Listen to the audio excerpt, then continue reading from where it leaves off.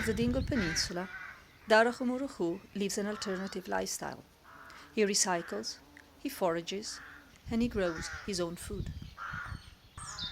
So this is my greenhouse, and it's very important for me to grow my vegetables because I have to start all my seedlings up in early spring in March and April, and then when certain plants grow bigger I use it to grow them on. It's a very effective greenhouse, and would you believe I built it for €0. It was absolutely free.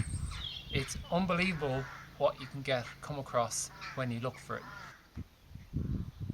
I'm just watering my seedlings here. That's the only downside of this setup here, that I have to water them almost every day. It's so hot in here, and of course I'm using water harvested from the roof of my house, and it's rainwater, which is the best water to feed these plants with because it doesn't have any fluoride or chlorine in it, and that won't damage my plants. So it's pure rainwater. Darach is trying to create a community woodland with a local transition town group. After collecting the seeds, he is growing the tree seedlings in pots until they are ready to be planted in a chosen location on the peninsula.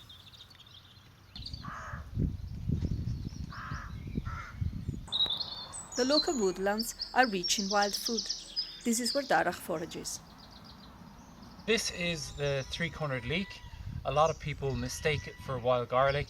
It is very, very different looking to wild garlic, although it has a similar flower. It's a narrow stem, angular, and three kind of angles on it.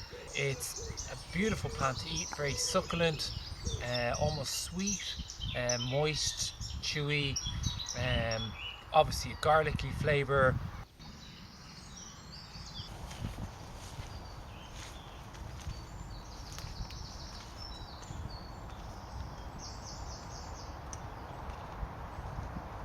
On the Dingle Peninsula, you're never too far from the sea. Here, there's a rich variety of wild foods. Some of them are unexpectedly edible. So here we have the Japanese knotweed, an invasive species and a disaster for a lot of landowners and house owners. However, it is a very useful edible plant, a useful vegetable to add to any meal. You can make lovely chutneys with it. Whatever part you need, take it with you and leave whatever part that you won't be using behind in the place where they're already growing. There are other ways to get rid of it, and one of them is eating it.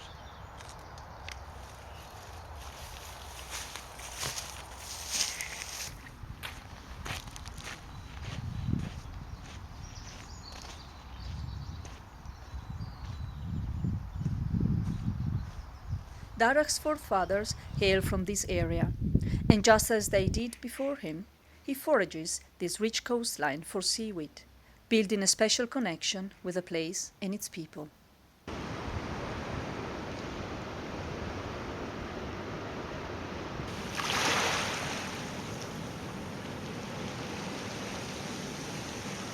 He feels privileged to be part of this rich environment and its culture.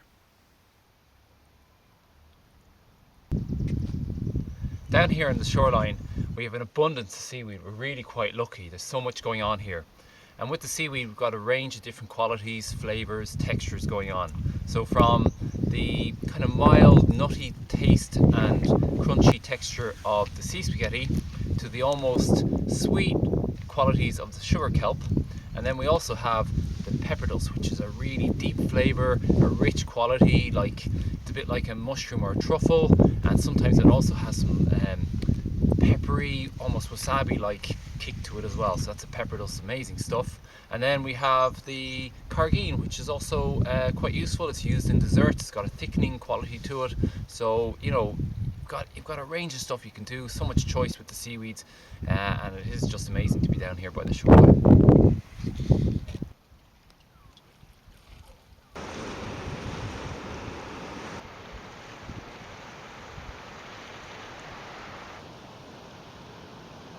I'm trying to live an ecologically aware lifestyle, and it's a bit of an experiment, and also things take a lot longer to do. I'm usually cycling or hitchhiking, so that takes a lot of work. I prepare my own food, bring it with me along the way, so that's even longer. At home, I'm repairing stuff, constantly doing stuff around the place, trying to reuse materials. The clothes I'm wearing are everything I'm wearing now is from a second-hand shop. So it's all a kind of journey. Discovery takes longer to do things, but it's very worthwhile. It's engaging, it's rewarding, and yeah, it's an experiment in life.